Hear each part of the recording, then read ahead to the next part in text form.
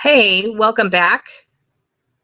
Welcome back, welcome back. We're going to be doing essentially a part two. I missed a couple of things. And so here we are again with Pixlr.com. We are going to go back into the editor like usual.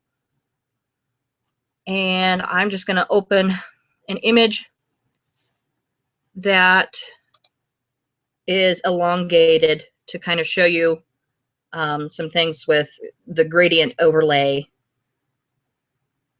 and how to make fonts bigger. I should have showed you on the last one, but you can technically make the font bigger by actually making your image smaller. And I'll show you how to adjust the overall size of your canvas rather than just one layer on it. I'm looking for my image. There it is. Okay, we're gonna start with just this basic skyline. I believe this is New York City. And you can see that it's pretty long, but there's not a whole lot of room. So if you were wanting to make a teaser out of this and you wanted more height, there's a couple different options that you can do, but we're gonna stick with pretty easy stuff here. We're gonna go ahead and unlock the image, primarily because I wanna have access to that transparent background. And I'm gonna hit this so that it's full sized. We're gonna get our little boxes out of the way here, just a little bit. Okay, what we're gonna do is we are going to go into image, canvas size. It's right there, pretty easy to find. You can see that this is pretty large pixel wise, and I'm not really gonna screw with that too much. I'm gonna just leave that for right now. We'll come back and adjust that later. But what we're going to do is we're going to make this taller. So we're going to go about 2,500. Now the anchor section is where you want the actual current layer to end up in comparison to the overall canvas. So I'm wanting to make the sky taller or add height to the top of the image. So we're going to anchor the actual image of New York City down centered and to the bottom of the canvas. When we hit OK, you can see this whole section up here. This is all transparent, and we want to keep it that just mainly because it's easier than having to try to deal with a colored background. I am going to add a layer, and that's all this is, little button right here. It's just to add a new layer. Since we have already unlocked the current layer, I'm going to drag that down and behind. So it becomes the bottommost background layer, the transparent layer is. And what I'm going to do is I'm going to take my little eyedropper and we're going to go in here and we're going to, let's do one of the darker images. We're going to just select one of these and it should automatically show up in here, which it has. You just can't tell because it is a very dark layer. And we're going to keep that as our main color. Then I'm going to go to our fill bucket and I'm going to fill that entire background the color that I want. Now you can see that this line is here. It's very obvious where one image is, where the main New York City image ends and the rest of the canvas begins. And we don't necessarily want that. One option you could do is click on your eraser tool and we're going to go in here and we're going to make that pretty large. In fact, I think I'm going to use the largest there is, primarily because our canvas is already so large. Oops, didn't mean to do that. Undo. So one thing you can do is drop the opacity of your brush, which means that it's not going to have very much strength per time you click or use. And what you could do is you could go in here and you could erase some of this until it blends in the way that you want it. That is one of the easier options. But we're going to go back and we're going to undo all of those. We want that one. If you accidentally go too far on your undos, if you hit Control Y, it will redo your last movement. Just another hotkey there for you. Gradient. This little icon right here is the gradient overlay tool. Okay. Up here on this toolbar it'll show you the type of gradient you're currently set at, and this is the default. What it does is it's currently set to do what is pretty much white to black. So if I left it at that, and you just kind of drag and drop, and you kind of have to guess where equal is. In a lot of instances, you don't have to be right on equal. I like to get as close as possible. So this is what happens if you do white to black. It completely covers, and I don't necessarily want that. If I want to do a gradient that only fills part, they do have the one that is, it's got a couple different options, but I want to do the darker color. And this one is set to go from black to transparent. Now I want to use this same color, so we're going to go over here and we're going to steal that and put that in there instead of the black. So now it's going to go from that really, really, really dark bluish to transparent. And the reason we want it transparent is because we don't want to cover the whole image. We only want to cover part. And this kind of helps with blending. And you would probably have to do it a couple of times.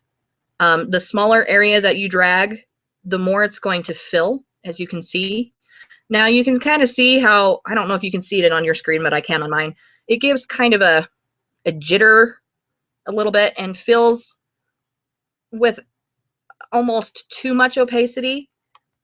And I don't necessarily want that. So we're going to back up here and we're going to change our mode.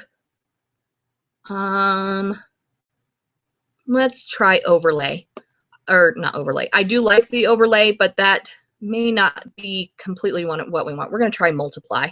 Now, since I've got my cursor way down here rather than up at the top, what it's doing is everything to the top of my cursor is going to automatically be filled, and it's not going to start the gradient until where I first click. I don't know if that makes sense, but yeah, so that's still showing. Well, that might have to do anyway. Multiply, what it does is it adds a color overlay and fills in a lot of the lighter spots. It really kind of mutes it down without completely filling. Overlay does essentially the same thing, but it mainly only touches the colors that are already darkened. Let me see if I can show you a little better. If I do an overlay down here, you see how you can still very clearly see the image, but it's a completely different color based on the color that we used for our gradient. If I did a multiply, let me go back there and show you. It's going to do essentially the same thing, but you see how it really does end up covering a lot more colors. Is not quite as easy to see through. So it really just depends. There are several different modes. I do suggest that you play with those until you kind of understand what's what. I think we're going to go ahead and do the overlay. I just like it the best. And like I said, you'll probably have to do it a couple of times, but it would be the faster way to blend in your city at the top of your city until that line is gone. Kind of like that. You see how it blends a whole lot better and it looks like it just goes straight to sky. Now, if we wanted to put some text in here, and you're not going to be able to see the text because I haven't changed the color, it's going to automatically default to whatever we eye dropped over into our little color slot over here.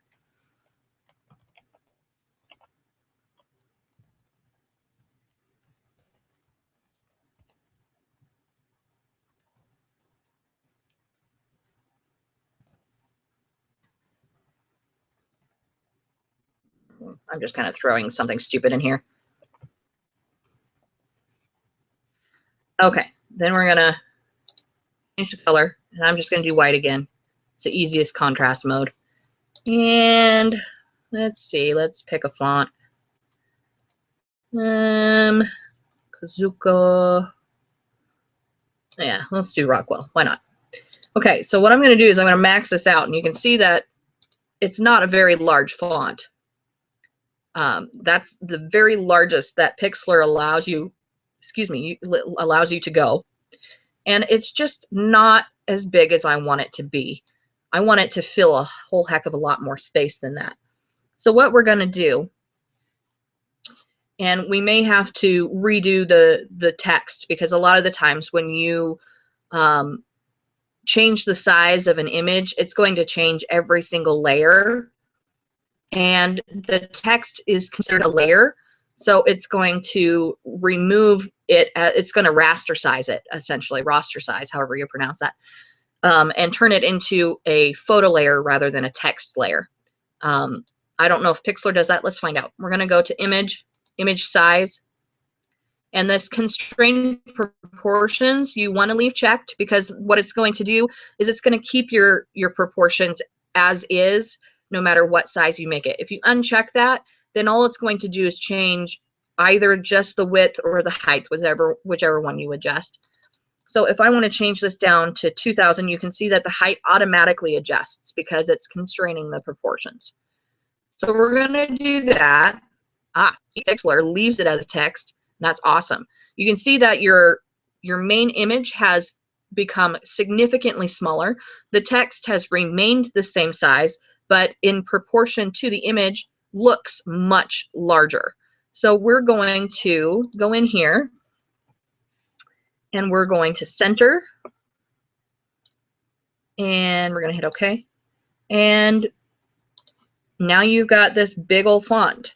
If you see how I'm zooming in and out without actually using the little tool for that, if you have a mouse that has a scroller, a scroll wheel or a scroll ball on the middle of it, and you hold down your Alt key, it allows you to use that scroller to zoom in and out without actually having to use the tool for zooming. But that way you can blow it up to the size that you were originally viewing the image, and you can see that the font is so much larger, and that's awesome. So that way, voila. Now you got to remember that this font is still at the largest size that Pixlr allows.